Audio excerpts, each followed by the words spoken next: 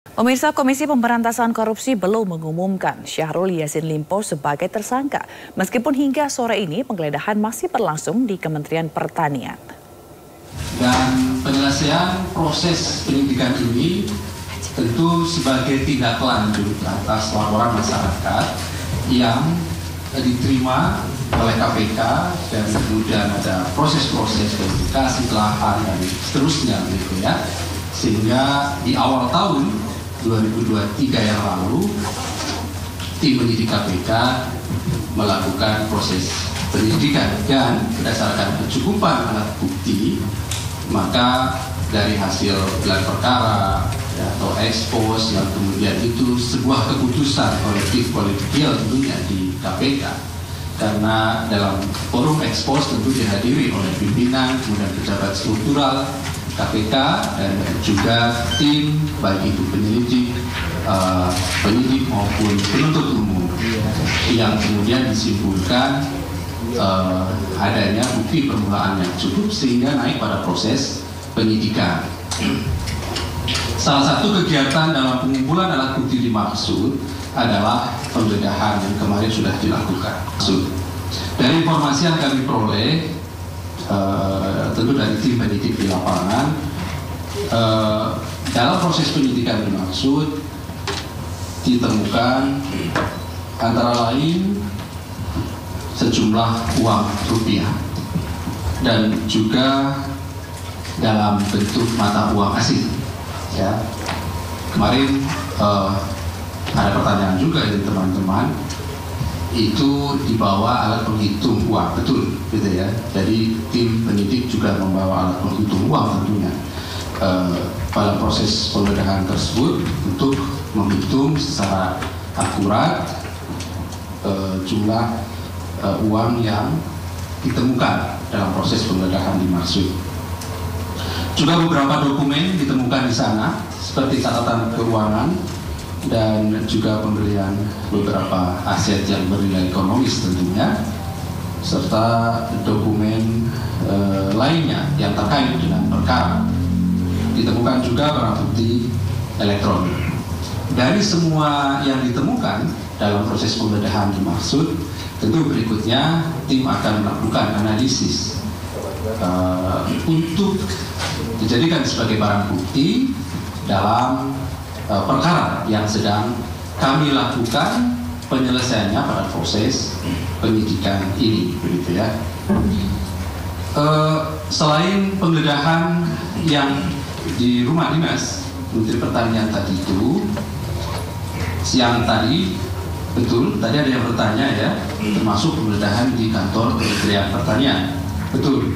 Tim ada di sana juga, tim penyidik KPK, dan saat ini masih berlangsung ya, proses penggeledahan di kantor Kementerian Pertanian gitu. Tentu nanti perkembangannya kami akan sampaikan lebih lanjut pada teman-teman terkait hasil dari proses penggeledahan yang sedang berlangsung tersebut. Tadi ada sempat Dan untuk mengulas dugaan korupsi di Kementerian Pertanian, kami sudah bersama pegiat anti korupsi yang juga Ketua DPP Partai Perindo Bidang Hukum dan HAM, Tama Satria Langkon. Selamat sore Bang Tama. Halo, selamat sore Mbak Zila. Baik, Bang Tama, ini disebutkan ada 3 klaster kasus korupsi di Kementan. Benarkah sebanyak itu nih menurut Bang Tama? Ya, KPK belum menjelaskan ya secara terperinci itu apa saja, tapi kalau kemudian itu sudah menjadi pernyataan resmi dari KPK, saya juga harus mengiyakan gitu. Nah, kalau soal banyak dan lain-lain, ya kita pernah ada dan terjadi korupsi di Kementan. Kalau masih ingat 2013 pernah ada Lutfia Sabishak ya, tinggi ketua partai PKS yang kemudian divonis 13 tahun penjara seingat saya, 16 tahun penjara seingat saya, artinya kan juga hal-hal yang sifatnya korupsi di Kementerian Pertanian bukan sesuatu yang tidak ada dan itu pernah ada. Jadi kita masih harus tunggu apa yang kemudian disampaikan oleh KPK khususnya dengan hasil penggeledahannya pada sore ini yang masih terus berjalan. Oke, kalau kita lihat kan KPK kan udah menggeledah begitu, tapi tadi dari hasil konferensi persnya juga belum menentukan atau belum menetapkan tersangka dalam kasus ini. Menurut Bang Tama, apa yang melatar belakangi KPK belum menetapkan tersangka? Apakah masih terus menyelidiki kasus korupsi ini atau seperti apa? Menurut saya, Zila, KPK sudah menetapkan, dia hanya belum mengumumkan. Karena kalau dikatakan tadi, perkara sudah naik penyidikan. Itu artinya sudah dalam proses mencari siapa yang melakukan perbuatan. Kalau penyelidikan itu mencari perbuatan korupsinya apa sih? Nah, karena sudah penyidikan, dia sudah mencari siapa yang melakukan, dan KPK sudah bilang sudah ada penetapan tersangka, tapi memang masih harus diumumkan. Jadi kenapa dia masih terus masih menunda begitu? Saya rasa KPK juga masih menunggu hasil penggeledahan pada hari ini, kan belum selesai semua. Kalau kita baca pemberitaan, yang sudah digeledah itu adalah rumahnya, ada uang puluhan miliar, juga ada beberapa pucuk senjata api. Sekarang yang sedang berlangsung dan belum selesai adalah di Kementerian Pertanian. Jadi saya rasa ini masih hanya menunggu itu saja sih. Mudah-mudahan segera diumumkan kalau ada tersangka yang sudah pasti definitif. Baik. Tapi Bang Tama, ini kasus korupsi dalam bidang apa sih yang sering ditemukan di kementerian nih, Bang Tama?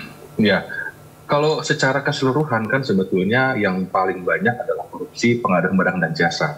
Setelah itu baru bicara soal korupsi dalam sektor tata kelola perizinan. Nah, di perizinan itu, Zila, itu biasa orang tahunya juga ada yang soal suap menyuap, ada yang soal pemerasan. Nah, KPK sudah kasih bocoran tadi dalam konferensi persnya, dia mengatakan pasal yang digunakan adalah pasal pemerasan. Itu artinya apa? Ada pejabat yang kemudian diduga menggunakan kekuasaannya, dia memaksa orang lain untuk berbuat sesuatu, memberikan sesuatu. Nah, kalau korupsinya seperti itu, dan yang KPK sampaikan adalah betul-betul perkara pemerasan, maka tentu yang dihukum hanya pelakunya saja. Kalau yang diperasnya tentu nggak akan dihukum. Beda sama penyuapan. Kalau suap menyuap kan pemberinya juga dihukum, penerimanya juga dihukum. Jadi informasinya masih seminim itu yang kita dengar dari KPK pada hari ini. Jadi masih teka-tekinya masih besar gitu ya, Bang Tama ya? Masih banyak hal yang harus kita tunggu. Benar, tapi kalau tadi kita juga mendengar gitu ya, atau Bang Tama juga menyaksikan bahwa KPK juga mengatakan ada kaitannya dengan SPJ atau surat pertanggungjawaban penggunaan anggaran. Benarkah ini yang menjadi PR sejumlah kementerian nih, Bang? Iya, saya rasa memang kalau bicara soal SPJ, kemudian soal SPJ kan surat pertanggungjawaban gitu ya. Itu juga memang kan jangan hanya di kementerian, saya rasa di seluruh kementerian lembaga pun juga itu sering terjadi. Cuma memang itu harus ditopang dengan informasi yang ada, bukti yang ada, dan biasanya itu ada audit.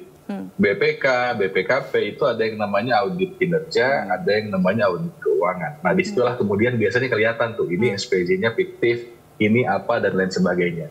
Tapi lagi-lagi KPK hanya bilang ada 3 klaster, sudah naik ke penyidikan, sudah ada tersangka, dan perkaranya pemerasan. Jadi saya rasa masih teka-tekinya masih panjang begitu. Apakah ini hanya soal pemerasan atau ada masalah pertanggungjawaban atau masalah yang mana? Jadi kita masih harus tunggu apa yang KPK sampaikan pada hari ini. Baik, Bang Tama, KPK ini kan menekankan ya bahwa pengusutan kasus korupsi di Kementan ini murni penegakan hukum dan bukan politis. Gimana nih Abang melihatnya? Iya, ini sama seperti perkara-perkara lain yang kemudian muncul ya. Kita masih belum selesai dengan perkara BTS-nya, begitu, yang jalan di Kejaksaan, dan sekarang sudah mulai lagi di Kementerian. Dan saya rasa kalau saya melihat ini tentu saja harus melihat pada bukti-bukti yang ada. Law is everything about evidence. Jadi semua itu soal bukti. Kalau nggak ada bukti, maka dia bisa dibilang politik. Jadi, tapi kalau ada buktinya, saya rasa itu akan menggugurkan asumsi di jumlah pihak kalau ini adalah urusan politik. Jadi lagi-lagi kita harus kawal KPK, kita harus dorong KPK setiap kali dia menunjukkan informasi penetapan tersangka, dia harus sampaikan bukti-buktinya apa. Kita sudah dengar tadi ada bukti uang puluhan miliar, ada juga banyak senjata api, termasuk dokumen-dokumen elektronik yang kemudian disita oleh KPK. Itu artinya KPK sudah punya bukti. Cuma memang yang perlu dipastikan adalah itu bukti dari perkara yang mana, bukti dari perbuatan yang mana. Nah, kalau itu terungkap, saya rasa asumsi soal politik itu sesuatu yang emang tidak bisa dibantah ya di tahun politik ini. Tetapi lagi-lagi KPK kuncinya adalah pada bukti itu. Kalau buktinya ada, kita bisa bilang itu penegakan hukum. Tapi kalau nggak ada buktinya, ya itu soal politik. Baik, baik Bang Tama, kalau kita lihat ini kan kasus korupsi di kementerian bukan hanya yang pertama kali gitu ya, bahkan dari dulu sudah banyak, Betul. bahkan ada menteri yang sudah masuk penjara gitu akibat korupsi. Memang seberapa besar sih celah dan godaan korupsi di kementerian ini menurut Bang Tama sebagai pegiat anti korupsi?